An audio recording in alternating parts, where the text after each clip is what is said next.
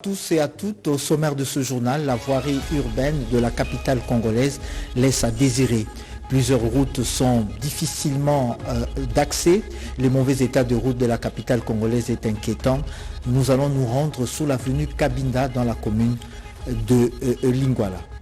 Mercredi 1er mai, c'est la journée internationale du travail. Les organisations professionnelles ont saisi cette opportunité pour des revendications allant dans le sens de l'amélioration des conditions de travail. Une fois de plus, mesdames et messieurs, bonsoir. Pour un Congo retrouvé, c'est l'intitulé de l'ouvrage dont l'auteur n'est autre que le chef de l'État congolais. Le vernissage du livre a eu lieu à Paris, en France.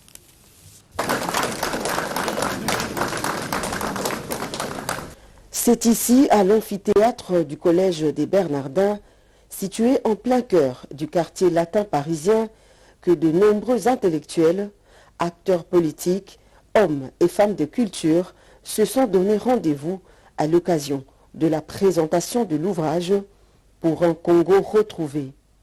À travers ce livre, couché sur une centaine de pages, son auteur, le président de la République, Félix-Antoine Tshisekedi Tshilombo, se pose en garant de la démocratie et du renouveau. Au-delà de son goût à la littérature, l'ouvrage se présente également comme une tentative du président de la République de partager sa vision d'un Congo pacifié et prospère et de justifier les choix difficiles imposés par un contexte sécuritaire précaire. Évoquant la situation qui prévaut à l'est de son pays, la République démocratique du Congo, Félix-Antoine Tshisekedi Tshilombo dénonce encore une fois les velléités prédatrices dont est victime son peuple depuis plusieurs décennies. Je ne pouvais en aucun cas manquer à ce noble devoir de m'exprimer sur la tragédie que connaît mon pays, mais également l'infaillible volonté de se faire entendre mieux, d'éteindre par le sacrifice de ces vaillants hommes et de ces vaillantes femmes le péril représenté par les velléités prédatrices et expansionnistes exprimées par certaines puissances étrangères.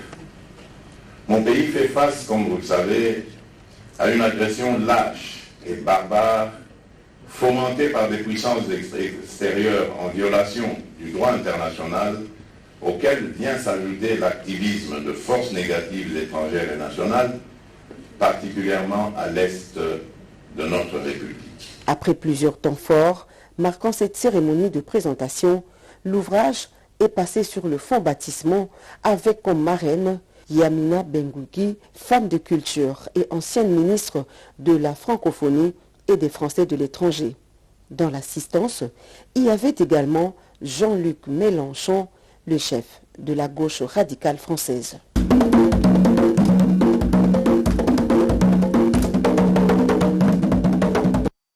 Mercredi 1er mai, c'est la journée internationale du travail. C'est l'occasion que plusieurs organisations professionnelles saisissent pour revendiquer de meilleures conditions de travail. Je vous convie à suivre le message du ministre de l'Emploi, Travail et Prévoyance sociale.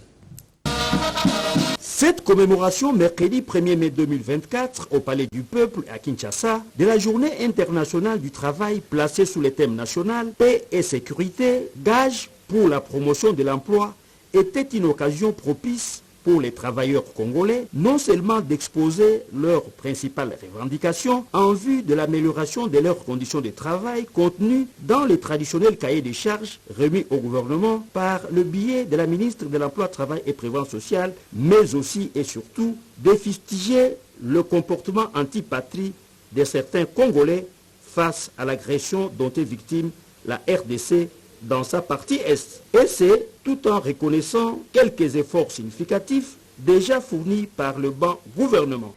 Dans le secteur privé, l'intersyndicale nationale salue les réformes en cours à l'inspection générale du travail avec les recrutements de plus de 2000 inspecteurs et contrôleurs du travail. La mise en place pour la première fois du conseil d'administration de l'Office national de l'emploi, la loi sur le régime général de la sécurité sociale, la loi sur la couverture santé universelle par le président de la République et la création du Fonds de solidarité de la santé. Nous remercions son Excellence, Madame la Ministre de l'Emploi, Travail et Prévoyance sociale pour toutes ces réformes initiée et l'organisation de la 8e édition des élections syndicales 2023-2026, élections qui se sont passées dans des conditions transparentes pour renouveler les mandats de 12 syndicats les plus représentatifs. Nous encourageons les gouvernements à poursuivre cette réforme en dotant l'inspection générale du travail de moyens conséquents pour permettre au corps des inspecteurs et contrôleurs du travail de fonctionner correctement. Dans sa réplique, la patronne de l'emploi en RDC, Claudine Doucimois-Kembe, qui a rappelé les efforts fournis par le gouvernement de la République sortant dans la mise en œuvre des projets et programmes, a aussi exprimé au nom des acteurs du monde du travail sa compassion avec la population de la partie Est. Depuis près de 3 décennies, nos compatriotes, principalement ceux de la partie Est de notre pays, tombent sous les balles du fait d'une guerre injuste nous imposée par les ennemis de la République, privant les pays d'une bonne part de ses ressources humaines et naturelles indispensables à la croissance économique. C'est pour cela que le président de la République, à qui je rends vibrants hommages, ne ménage aucun effort pour restaurer la paix à l'est du pays afin de soustraire la population de cette crise qui a trop duré. Cette fête du travail s'est clôturée dans une ambiance bon enfant autour d'un cocktail organisé dans la salle de banquet du Palais du Peuple. À l'OCC, à l'Office congolais de contrôle, ce 1er mai était l'opportunité pour honorer les retraités. L'Office congolais de contrôle OCC, la joie était à son comble. Ce 1er mai 2024, le syndicat autonome des travailleurs de l'OCC SATOC n'a pas dérogé à la tradition. En ce jour des fêtes des travailleurs, cette structure syndicale a saisi l'opportunité pour honorer ses membres effectifs qui ont atteint l'âge de la retraite après avoir rendu des bons et loyaux services à la nation congolaise. Chacun a reçu un congélateur et une enveloppe ici est remis par les comités de gestion. Je suis content puisqu'on m'a honoré. Je suis arrivé à l'OCC à l'âge de 28 ans. Il y a de cela 37 ans. Aujourd'hui, je totalise 65 ans d'âge et je sors par la grande porte. Je remercie les syndicats SATOCC. Il m'a honoré aujourd'hui pour la fidélité à SATOCC. Je manque de mots. Le secrétaire général national du syndicat autonome des travailleurs de l'OCC est l'homme le plus heureux. Nous demandons d'abord à nos membres à travers la République de se mettre au travail, d'être des grands pionniers de SATOCC partout où ils se retrouvent. Les responsables de l'OCC aux côtés du personnel pour célébrer le 1er mai 2024 encouragent. Que vous soyez travailleurs, que vous soyez mandataires, nous avons tous un objectif commun, c'est celui de booster la production. 1er mai, fait des travailleurs à travers le monde, le moment est d'une importance capitale, où dirigeants et personnels conscients des défis à relever s'engagent à regarder dans la même direction pour le bien de leur entreprise.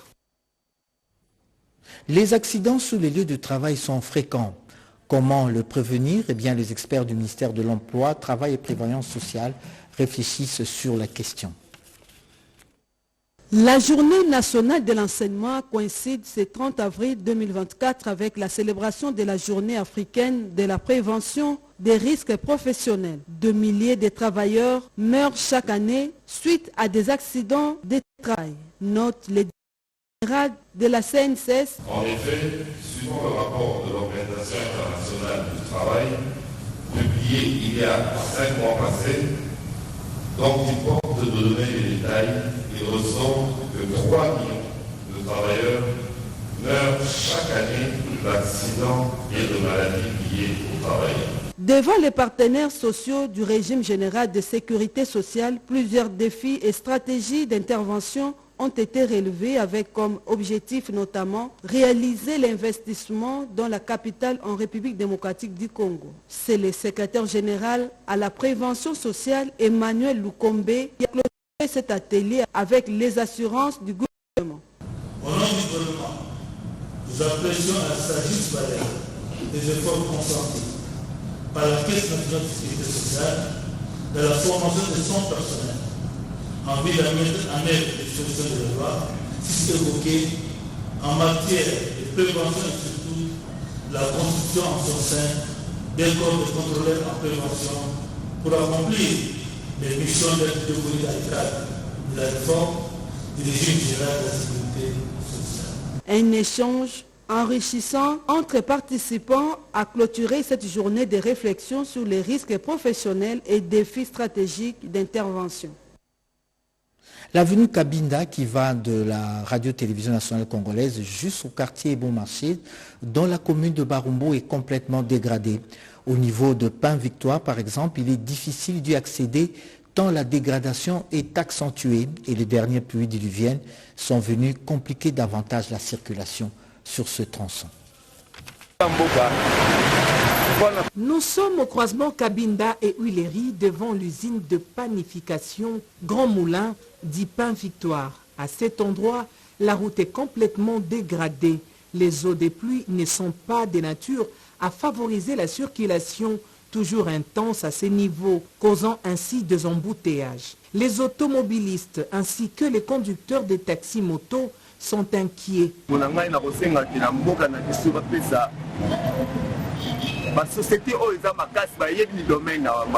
Il faut que les chefs de l'État donnent des travaux de construction de routes aux entreprises qui peuvent bien faire le travail.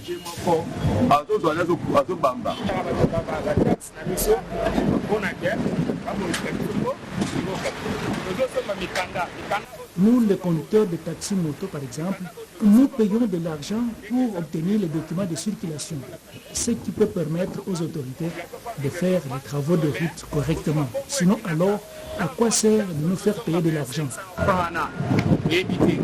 Cette situation est similaire dans plusieurs autres endroits de la ville de Kinshasa. Voilà pourquoi toutes ces routes en état de délabrement criant méritent réhabilitation.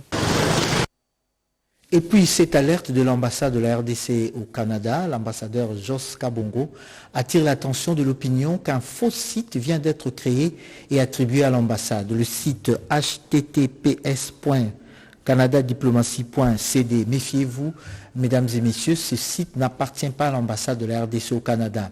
Notre représentation à Ottawa exhorte les compatriotes à la vigilance et surtout demande à nos compatriotes de contacter directement les canaux officiels de l'ambassade. Toutefois, l'ambassadeur Jos Kabongo précise que les services de l'ambassade sont à pied d'œuvre pour sécuriser les compatriotes victimes de cette arnaque.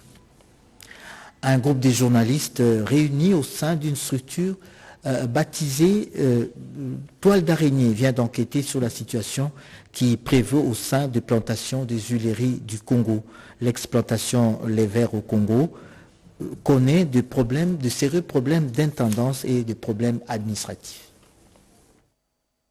Les projets de protocole additionnels visant à prendre en compte l'intégration genre dans le cadre du désarmement, démobilisation et réinsertion des enfants au sein du programme de désarmement, démobilisation, relèvement communautaire et stabilisation étaient à l'ordre du jour de la réunion qui a eu lieu au siège national de ce programme à Kinshasa entre le coordonnateur national du PDDRCS, le professeur Abbé Jean Bosco Baala, et une délégation du Nord Kivu conduite par Kambale Vissoura Faustin, chef de bureau en charge de la protection de l'enfant au sein de la division provinciale du genre, famille et enfants. La délégation vient de toquer à la porte des décideurs pour solliciter son implication et son engagement pour la prise en compte de ces documents. Si on peut saisir de cette réforme comme une opportunité afin de voir ces aspects du genre être encore améliorés davantage. Après la projection du rapport, les PDDRCS et ses hôtes ont réfléchi et discuté sur ces documents élaborés au niveau de la base pour la protection de toutes les violences basées sur le genre dans le cadre opérationnel d'aide aux enfants dans les zones de conflit. Un document qui contient également les codes de conduite pour la gestion de la vie quotidienne des jeunes filles associées aux forces et aux groupes armés. Une démarche appréciée et admirée par le coordonnateur national du PDDRCS et a promis de faire route ensemble afin de créer un cadre de concertation pouvant conduire à la validation de ces documents. Ces enfants victimes, ces femmes victimes, leur réinsertion dans la communauté, leur accompagnement psychosocial pose problème. Et le PDDRC est en train de prendre à bras le corps ces problèmes. Lorsqu'ils viennent de l'intérieur pour nous consulter, pour savoir de quelle manière on va intégrer cette dimension, ils rencontrent une porte, ils enfoncent une porte ouverte déjà, parce que nous avons déjà commencé cela. C'était le reportage de Peggy Mukunda qui expliquait comment la division provinciale du genre de la province du Nord Kivu est en train de faire un plaidoyer pour qu'on intègre la donne genre dans les désarmements, démobilisation et réinsertion des enfants et des jeunes filles. Nous allons à présent nous rendre aux plantations Les Verts au Congo, ex-plantation Les Verts au Congo, qui connaît des problèmes d'intendance et administratifs. Les journalistes réunis au sein de la toile d'araignée ont enquêté sur la situation qui prévaut au sein de cette entreprise. Cédric Kenina. La guerre d'agression dans la partie est du pays appelle à une mobilisation accrue des ressources humaines, mais aussi des ressources financières, donc une mobilisation des recettes. Au cours d'un point de presse, Jérôme Sekana, coordonnateur national de la toile d'araignée, qui regroupe le journaliste économique, plaide pour la protection de plus de 10 000 emplois au sein de l'entreprise de production d'huile de palme PHC, Plantation et Huilerie du Congo, qui connaît une crise d'ordre administratif depuis quelque temps. Ces réseaux des journalistes économiques de la République démocratique du Congo invitent donc le membre du gouvernement au bon sens dans l'exercice de leurs fonctions. La première, si pas la grande société agroalimentaire de la République démocratique du Congo, qui emploie plus de 10 000 et qui se propose d'embaucher encore peut-être 5 000 pour que 15 000 personnes puissent trouver de l'emploi décent, est menacée. Les actionnaires se fâchent, ils disent, ils menacent, si ça continue comme ça, nous allons nous retirer. Voilà pourquoi nous maintenant, en tant qu'étoile d'araignée, nous disons, ça ne va pas. Ça ne doit pas continuer comme ça, parce que là, on touche à l'intérêt public, à la vie de nos concitoyens. Les règles de la bonne gouvernance dont nous sommes le chantre, nous, l'étoile d'araignée, doivent s'observer partout. Cette société comptait plus de 10 000 employés actifs et a réalisé une production de l'ordre de 80 000 tonnes d'huile de palme en 2023, avec une perspective d'atteindre 15 000 emplois et un volume de production d'huile de palme de 100 000 tonnes au cours de l'année 2024. La Régie des voies aériennes pourra améliorer son service au sol grâce à l'acquisition d'une centaine de chariots sur les 3000 attendus. Ils sont déterminés à mettre fin au désordre constaté dans la gestion des chariots par les opérateurs aéroportuaires. Ces chariots ne doivent plus faire l'objet de monnayage auprès des passagers, voyageurs, a martelé le directeur général de la RVA, Léonard Mbaki, accompagné de son adjoint Louis-Blaise Londolé. C'était au cours de la réunion avec les responsables des services publics commis à cette tâche, ainsi que du commandant de l'aéroport de Njili, Daniel Ochoudi. Ainsi, 125 chariots, un échantillon des 3000 autres attendus, ont été remis aux services compétents. La bonne gestion de ces matériels roulants est limitée des cas de vol. C'est le maître mot de la direction générale de la RVA. Depuis 2 ans,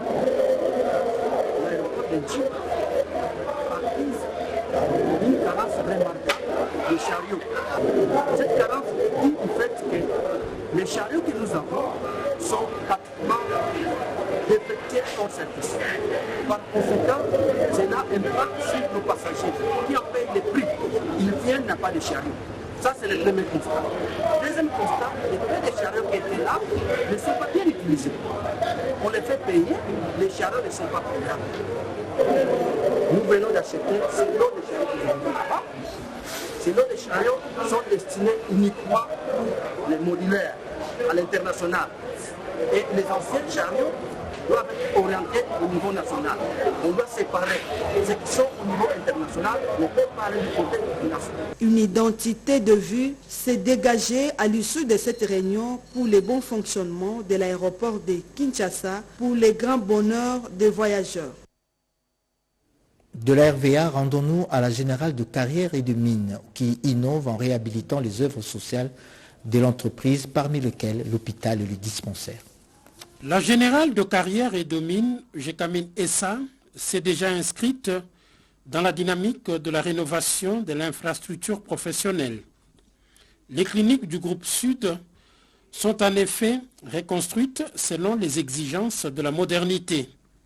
Les différents compartiments de la maternité, depuis la réception jusqu'aux soins intensifs en néonatologie, ont reçu la cure de jouvence, où les matériels sont également actualisés dans les diverses salles, notamment d'hospitalisation et d'accouchement. Le conseil d'administration et le comité de gestion de la GECAMIN ont déployé les efforts davantage afin d'innover également les services médicaux à la maternité de l'hôpital Sud. Cette infrastructure est réhabilitée de fond en comble, de la salle de travail en passant par celle d'accouchement, y compris la réanimation, tout l'équipement y afférent est nouvellement acquis pour la bonne prise en charge des femmes en situation de maternité. Le directeur général de la GECAMIN, Placide Nkala Bassadiloa, exhorte les usagers de cet ouvrage médical à l'utilisation en bon père de famille. Nous allons nous rendre dans la province de l'Ituri pour ces activités déployées par l'exécutif provincial. C'est dans les malheurs qu'on reconnaît des bons amis, du ton. Le gouverneur militaire de l'Ituri, le lieutenant général Luboyanka Johnny, a dépêché ce mercredi 1er mai 2024, journée consacrée à la fête du travail. Son porte-parole et conseiller en communication à l'hôpital général de référence de Bunia. C'était pour une visite de réconfort et d'assistance en faveur du journaliste Serge Karba Atoki, chef de service à la RTNC Bunia, victime d'un cas de banditisme à son domicile le 25 avril dernier. Pour le lieutenant Gilungongo Chikoudi, ce geste de l'autorité provinciale imprime encore une fois de plus le sens de collaboration qui existe entre les deux parties. Non seulement assister aujourd'hui, mais aussi prévenir le mal qui guette certaines de nos populations en ville comme en campagne, dans les territoires de Djougou comme ailleurs. Et donc nous sommes là pour assister notre confrère et qui contribue efficacement à l'information et la vraie information parce que c'est un journaliste du terrain.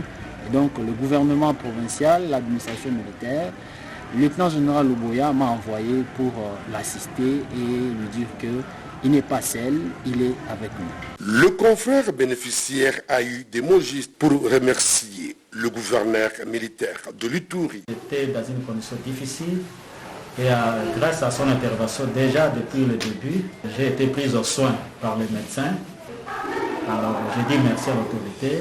Vraiment, ça m'arrive tout droit au cœur. Face à la recrudescence de la criminalité qui semble refaire surface en ville de Bunia, le porte-parole de l'autorité provinciale en Ituri rassure. Donc nous allons plus renforcer les mesures sécuritaires et mettre en place les dispositifs de défense, de sécurisation les plus robustes autour de la ville, dans la ville, pour que nos populations soient protégées. Cet appui de l'administration militaire de l'Ituri intervient après celui de la direction générale de ces médias publics émettant depuis le chef-lieu de la province de l'Ituri.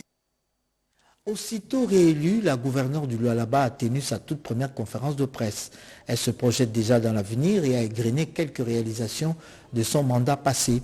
Notre envoyé spécial à Colosi, Yolande Voka, a assisté à cette conférence de presse. La confiance aussitôt renouvelée. La gouverneure du Lualaba trace les contours de son action publique. Devant la presse locale du Lualaba et celle de Kinshasa, la gouverneure Fifi Masuka Saini a dévoilé les actions qui vont marquer son nouveau quinquennat. Nous continuons d'abord parce que ce n'est pas en 2-3 ans qu'on termine des grands chantiers.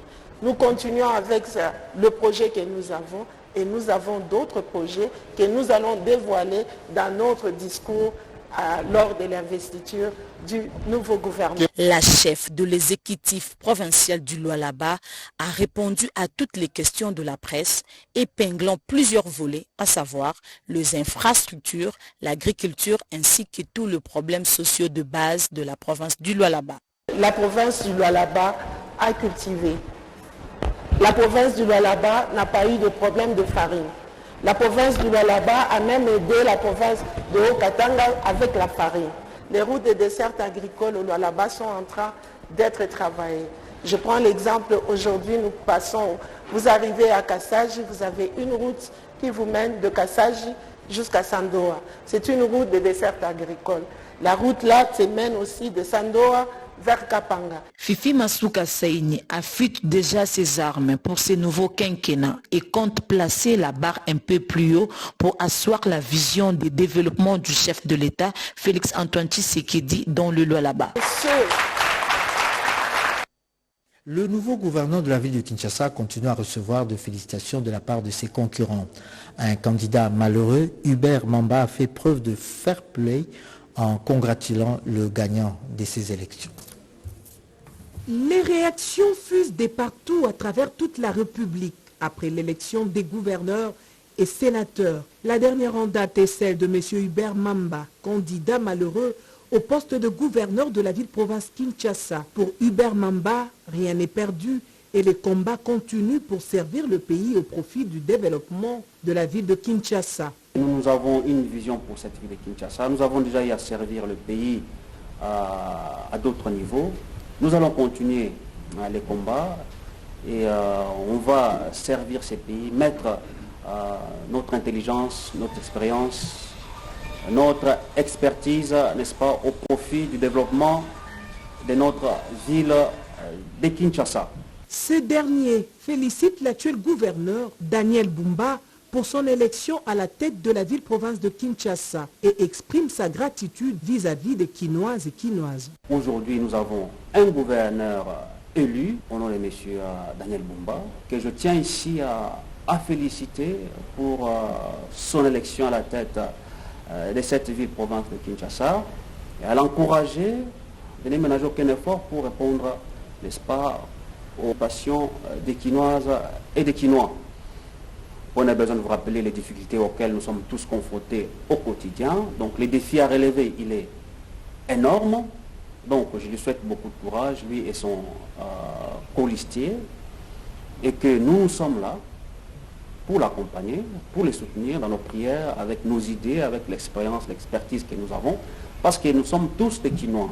Les défis à relever sont énormes. Nous sommes là pour soutenir le nouveau gouverneur de la ville-province Kinshasa, a-t-il martelé. Au Sud Kivu, il y a eu rapprochement des acteurs politiques membres de l'Union sacrée pour la nation à propos justement de ces élections de gouverneurs et de sénateurs. Lors de cette rencontre, plusieurs couches sociales et personnalités politiques, dont les sénateurs Modeste Bati Lupebo de l'AFCA, Estache Mouanzi de l'UNC, Aristide Boulakali de l'UDPS, les deux candidats gouverneurs Émile Soumaïli et Jean-Jacques Pouroussi, le président de l'Assemblée provinciale, certains députés provinciaux, les députés nationaux Olive Moudekereza, les chefs coutumiers, l'ex-gouverneur du Sud Kivu, Teongwa Budjekasi et le membre du Milabo se sont mobilisés pour féliciter le surnommé Mouchamouka national Norbert Bassengezi Kantitima pour son élection brillante à l'élection sénatoriale comme meilleur élu du Sud Kivu. Réunificateur, Norbert Bassengezi Kantitima félicite ses collègues sénateurs élus au Sud Kivu et prêche l'unité à la réconciliation et la réconciliation des leaders du Sud Kivu pour son développement. Pour lui, c'est l'union sacrée de la nation qui gagne. Et la loi électorale permet aux candidats côté numéro 1 et numéro 2 de se rencontrer pendant les 72 heures. Ça permet également aux forces politiques en présence de se concerter. Et moi je disais que c'est très compliqué parce que tout le bateau que Yababa Moya, nous sommes tous des enfants de Tshisekedi. Soucieux d'un Congo fort, suivant la vision du chef de l'État Félix Antoine Tshisekedi Tshilombo, et basé sur le deuxième tour des élections des gouverneurs, les sénateurs de proximité appellent les candidats gouverneurs Émile Soumaïli et Jean-Jacques Pouroussi à l'unité pour le bien du Sud Kivu. Dans les Maïndombe, le président fédéral de l'UDPS a été désigné comme candidat vice-gouverneur. Les notables de l'UDPS ont apporté leur soutien à ce ticket de l'Union sacrée. Les cadres et combattants de l'UDPS Maïndombe étaient dans les rues pour manifester leur soutien sans faille au ticket de l'Union sacrée pour la nation pour l'élection des gouverneurs composée de Léon Kosokevani et Trésor Fourou président fédéral de l'IDPS dans cette province. C'est dans ce cadre que les notables et combattants de l'IDPS de cette province de la ville de Kinshasa montent au créneau pour soutenir l'homme du concept « Pas une parcelle sans IDPS » à Maïndombe. Apportons notre soutien indéfectible et inconditionné à son Excellence, Monsieur le Président fédéral, Mfurungo qui est trésor, candidat vice-gouverneur pour les élections de gouverneur et vice-gouverneur dans la province couronnée des rois Léopold II.